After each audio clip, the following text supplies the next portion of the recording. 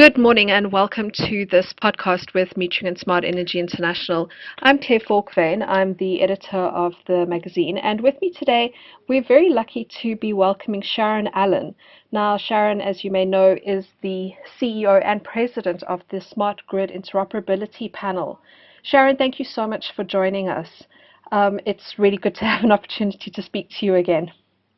Yeah, hey, thanks, Claire. And it's so wonderful to know that we're sitting miles apart, and yet it's as if we're right together. So technology is a wonderful thing. So I appreciate the time that you're taking this morning. Sharon, when we last spoke, one of the things that you were quite passionate about was the need for the priorities and for those to really be the focus for the year. And I was wondering if you could possibly give us an update on what your priorities are with SGIP going forward. So, the priorities that we've had for when I started earlier this year and had announced out into the community that we were going to be focused on really three areas. Those three areas have remained our focus for 2015, and the three areas are, if you don't recall, were our work around how do we help drive forward interoperability of devices to help with distributed resources, including microgrids and storage that are distribution connected, and in documenting and looking at what test beds exist in North America that can be leveraged, and last but not least, continuing along best practices in terms of cybersecurity that utilities can employ to help them along this journey as more and more things become connected. So we've continued with those focus. What we've been doing is in terms of looking at how distributed resources affects us, we kicked off a project early in the year called Open FNB, which a lot of the initial groundwork had been done by Duke Energy. And we, partnered with Duke, so to speak. And since that time, we've brought many other people into that collaborative effort. So we've got several of our investor-owned utilities. We've got public power cooperatives and several vendors. And we've been working with both Duke, CPS Energy, and one of the national labs, NREL, out in Golden, Colorado. And we've progressed this year in terms of defining some use cases around microgrid. Work has proceeded to the point where there's various vendors who are working on getting their grid devices to communicate and interoperate with each other. And we hope to bring that and show that at our annual conference, which is held November 3rd through 5th.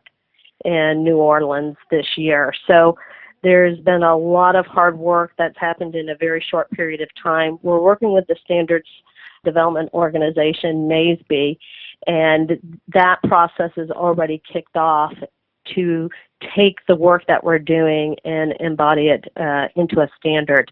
So that process is now likely that we'll start to see things coming out of that first quarter of next year. But we're going to see some of the initial interoperability of these devices from this work at November of this year at our conference. The testbed effort has been progressing. The data collection is still going on. It's been, as you can imagine, hunting down, trying to get responsiveness from people, is a bit of a time consuming. So we're still in the data gathering mode. We haven't gotten to the point where we're crunching it, but we're looking to be able to take that and then produce a report that we will publish by year end. And on the cybersecurity, we've got some utilities where we're doing a use case on what they've had best practices, leveraging DOE's C2M2 and their cyber risk frameworks, and we are conducting the interviews now, and we'll publish a case study report in the fall of this year. With the work effort that we have done, we've also looked at kind of a broader picture. So if you look at what we're doing with Open FNB, larger context that as we have devices more interconnected into what some people would call Energy IoT, Energy Internet of Things, we believe that lines up very well with actions and activities that we as an organization can take to help promote that Energy IoT agenda and help interoperability to be a common foundational piece that helps drive that pervasive connectivity of devices along the grid, even to the point of touching the consumer. Now, do you think that having three priorities to focus on has helped really drive the success? I mean, it seems to me that you have really managed to accomplish an enormous amount in a very short space of time. I think the focus is helped because coming into the organization, some of the comments that I received from utilities and large vendors is they were a bit unclear and confused as to what SGIP was doing and was about. And I think bringing the focus has really helped on the clarity front. And it's also easier to articulate to gain the common interest of those where that agenda resonates and is important to them. Since we've gotten that under our belt, we're now looking to how do we continue on that thread and expand. So one of our newer projects that we had kicked off probably the end of last year, but it's starting to get some legs now, and that's in terms of looking at when we along our thread of distributed renewable generation and storage, we had a priority action plan called PAP 25, which was really focused around solar bankability. And how do we help to reduce cost by removing barriers for penetration of residential solar. Our U.S. Department of Energy has a report that shows that 54% of residential solar costs, the projects, is really due to the fragmentation of data and the lack of standards around data exchange. So we now have a priority action plan that we're looking at what are some of those soft costs and how do we help to reduce that by having some standard data in terms of financial data so that some of the banking organizations have better transparency, which would then translate to lower risk, which translates to better rates on some of these project costs. So that's a good, positive, new activity that is, as I said, getting legs under itself, that has also picked up some momentum this year within the organization. Well, it really sounds like you're forging forward at great speed and with a really big amount of success. Now, you mentioned earlier on about the conference that you're hosting, and that's in New Orleans from November the 3rd to the 5th. And I was wondering, could you talk a little bit about the event and what the objectives are that you're wanting to achieve? Yeah, sure. So it is the SGIP annual conference, and it is at the Intercontinental in New Orleans. And there are really three key objectives that I would say exist for the conference. One is in terms of having those conversations and collaboration among diverse stakeholders. So having a face-to-face where we're bringing together regulators, senior utility executives, vendors, consultants to have conversations around microgrids, storage, renewables, new entrants in terms of EVs and data analytics, and what are the things we need to do. So, getting people in a room to have those open dialogues, that's, first and foremost. Another very important element is I mentioned this year we are actually going to have an area where we have an exhibitor where we will show interoperability. So this is not exhibitors in terms of vendors being there just to have booths to sell their wares.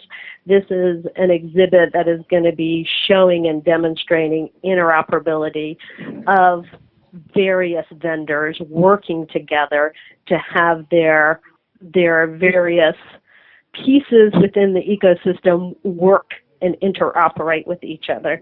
So we're really excited about that. This is the first year we've done that, and we look to build upon it because driving interoperability has been one of the foundational premises of this organization. And then the third thing is because we're going to have this collection of people there, we're utilizing it to have working group meetings where we have these monthly calls where we are moving forward our agenda on cybersecurity and with our Open FNB project. And I told you about the solar bankability project that we have. Yeah. We're actually at the end of the conference, we will have a day where people can stay, and we'll have various committee meetings where we will be working through, some of the hands-on detail on work products that are coming out of these various committees. Really excited, a lot of work to get there, but it's coming together, and absolutely couldn't have done it without not only the staff, but the utilities and vendors who are really coming together to help make this a reality. When I came in, I said, hey, it's very important to us as an organization that we have utilities and independent power producers working with us, because ultimately they're the ones who are trying to deliver secure, reliable power for the end customer. And so we have really focused on making sure we hear their voice, we know what's important to them, what are their pain points, and working on these projects that benefit consumers in the community at large, but help them to achieve, delivering on the promise of clean, safe, reliable electricity to customers. I remember that was one of the things that you said when we spoke last year, was about the fact that at the end of the day, that was the biggest priority, was making sure that you were delivering the kind of power to the people that they needed in order for them to prosper economically and within their family environments. And that was the most important driver for what you saw SGIP doing.